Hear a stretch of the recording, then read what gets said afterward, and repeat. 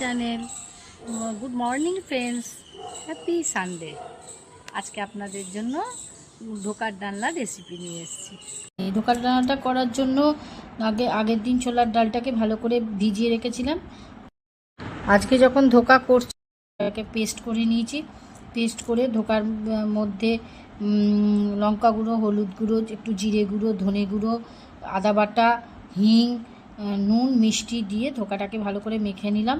এবার কড়া চাপিয়ে তেল দিয়ে তার মধ্যে ধোকাটাকে ডালটাকে দিয়ে দিলাম, দিয়ে নেড়ে এবার একটুখানি একটু চিটচিটে হয়ে এলে প্রায়, তারপরে থালায় একটু তেল মাখিয়ে ডালটাকে ধোকার ডালটাকে দিয়ে দিলাম। দিয়ে এবার ভালো করে হাতে করে একটুখানি একটু গোল হোক, চৌকো হোক, শেপ করে নিলাম। এবার ছুরি দিয়ে কেটে ধোকার মতো পিস করে নিলাম। পিস করে ধোকাটাকে ভালো করে কড়াইতে তেল দিয়ে ধোকাটাকে ভেজে নিলাম। একে একে ধোকা ভেজে নিয়ে তুলে নিলাম। তা হিং, তারপরে একটু টমেটো দিয়ে দিলাম, দিয়ে একটু নুন দিলাম, দিয়ে ভালো করে নেড়ে মশলাটা কষিয়ে নিলাম।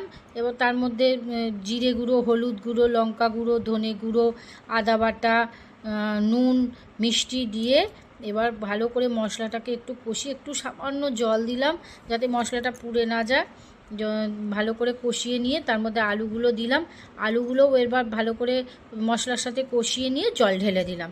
দিয়ে এবার ফুটতে থাকলো। তারপরে যেই আলুগুলো যখন দেখব সেদ্ধ হয়ে এসছে, আলুগুলো যখন সেদ্ধ হয়ে এসছে তখন আমি ধোকাগুলো দিয়ে তার মধ্যে ঘি, গরম মশলা দিয়ে নামিয়ে নিলাম।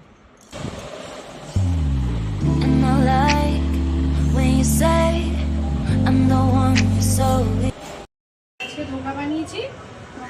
আজকে আমার বাপের বাড়িতে এসে আমার ভাইজিকে একটু দিলাম, খেয়ে বলবে কেমন হয়েছে।